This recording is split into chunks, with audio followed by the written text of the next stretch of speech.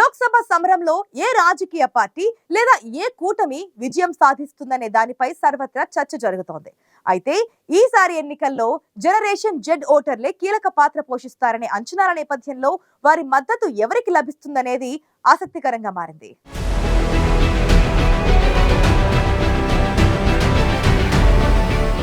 లోక్సభ ఎన్నికల్లో generation Z కీలక పాత్ర పోషించనున్నారా?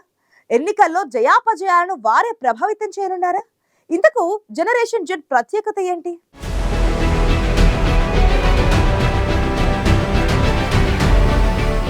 లోక్సభ ఎన్నికల నేపథ్యంలో ఓ సరికొత్త చర్చ మొదలైంది. దేశంలో దాదాపు 140 కోట్ల మంది ప్రజలుండగా వీరిలో దాదాపు 98 కోట్ల మంది ఓటర్లున్నారు. ఈ ఓటర్లు మరికొన్ని రోజుల్లోనే తమ ఓటు హక్కును వినియోగించుకుని కేంద్రంలో కొత్త ప్రభుత్వాన్ని ఎన్నుకోనున్నారు.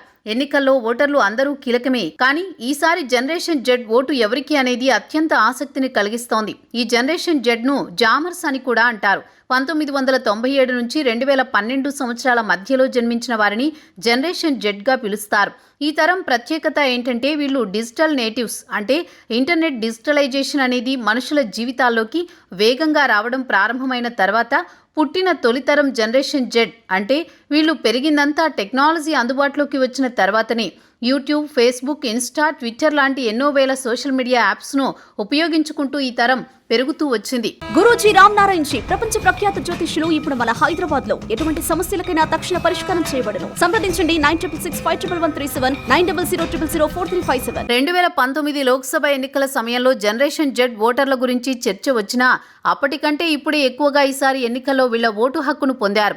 అందుకే కేవలం ఈ జనరేషన్ చేతిలోని ఈసారి ఓటింగ్ ఆధారపడి ఉందని ఆసక్తికర చర్చ మొదలైంది. మన దేశంలో 140 కోట్ల పైగా జనాభాలో 65% మంది 35 సంవత్సరాల కంటే తక్కువ వయసు ఉన్న వాళ్లే ఉన్నారు.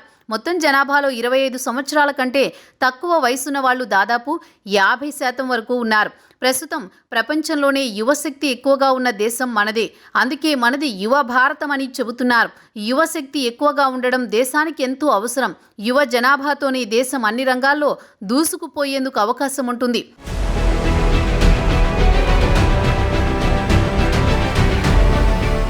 2019 ఎన్నికల్లో మొదటిసారి ఓటు వేసిన ఓటర్లలో 1,50,00,000 మంది 18 నుంచి 19 సంవత్సరాల మధ్యలో ఉన్న వాళ్ళు ఉన్నారు. కానీ ఈసారి అంటే 2024లో 18 నుంచి 19 సంవత్సరాల మధ్యలో ఉన్న ఓటర్లు 1,80,00,000 మంది వరకు ఉన్నారు.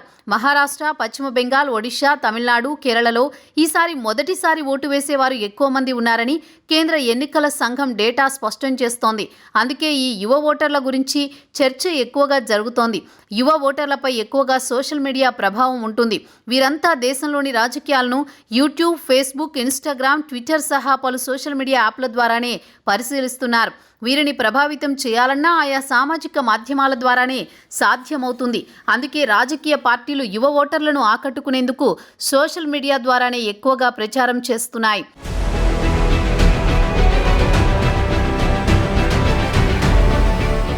దేశంలోని యువ ఓటర్లను ఆకట్టుకునేందుకు ప్రధాని నరేంద్ర మోదీ, రాహుల్ గాంధీ ఎక్కువగా యువ ఓటర్లతో సమావేశాలు నిర్వహిస్తున్నారు. దేశంలోని ఆయా రాష్ట్రాల్లో సోషల్ మీడియా స్టార్లతో చేయిస్తోన్న క్యాంపెయిన్లు కూడా ఇందులో భాగమే.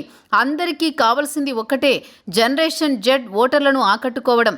అయితే ఇక్కడ ఆసక్తికర విషయం ఏంటంటే నెహ్రూ ప్రధానిగా పోటీ చేసినప్పుడు దాదాపు 47% యువత కాంగ్రెస్కు ఓటు వేసి గెలిపించారు. ఆ తర్వాత ఇందిరాగాంధీ హయాంలో విధించిన ఎమర్జెన్సీ యువత ఆగ్రహానికి కారణమైంది. దీంతో కాంగ్రెస్ వైపు కేవలం 28% మంది యువత మాత్రమే నిలబడ్డారు.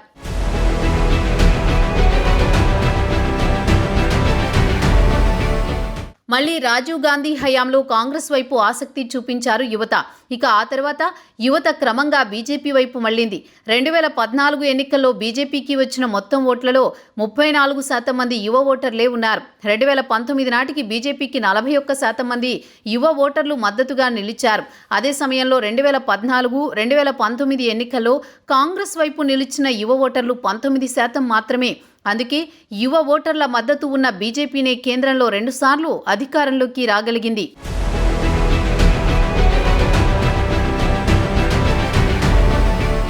ఈసారి లోక్సభ ఎన్నికల్లో జనరేషన్ జెడ్ ఓటర్ల పాత్ర అత్యంత కీలకం. ఎందుకంటే వీరు తమ కళ్ల ముందు కోవిడ్ మహమ్మారితో వేలాది మంది మరణించడం చూశారు. దేశంలో నిరుద్యోగం పెరగడం, ఉపాధి కల్పన కోసం యువత చేస్తోన్న ప్రయత్నాలు జనరేషన్ జెడ్ వారికి తెలుసు. దేశంలో ప్రతి ఏటా దాదాపు 80 లక్షల మంది గ్రాడ్యుయేట్స్ అవుతున్నా వాళ్లలో ఉద్యోగం సంపాదించే వారు చాలా తక్కువ సంఖ్యలో ఉంటున్నారు. గ్రాడ్యుయేట్స్కి నైపుణ్యం లేకపోవడం సమస్యగా మారుతోంది. అందుకే ఈ జనరేషన్ జెడ్ ఈసారి ఎన్నికల్లో ఏ రాజకీయ పార్టీ వైపు నిలబడతారనేది ఆసక్తికరంగా మారింది. కేంద్రంలో ఏ ప్రభుత్వం ఏర్పడాలన్నా అందుకు కీలక పాత్ర యువతరానిదే. అందులోనూ టెక్నాలజీతో కలిసి పెరిగిన ఈ జనరేషన్ జెడ్కు అవకాశం ఎక్కువ. అందుకే జనరేషన్ జెడ్ ఓటర్లు ఎవరికి అధికారం కట్టబెడతారనే దానిపైనే జోరుగా చర్చ జరుగుతోంది.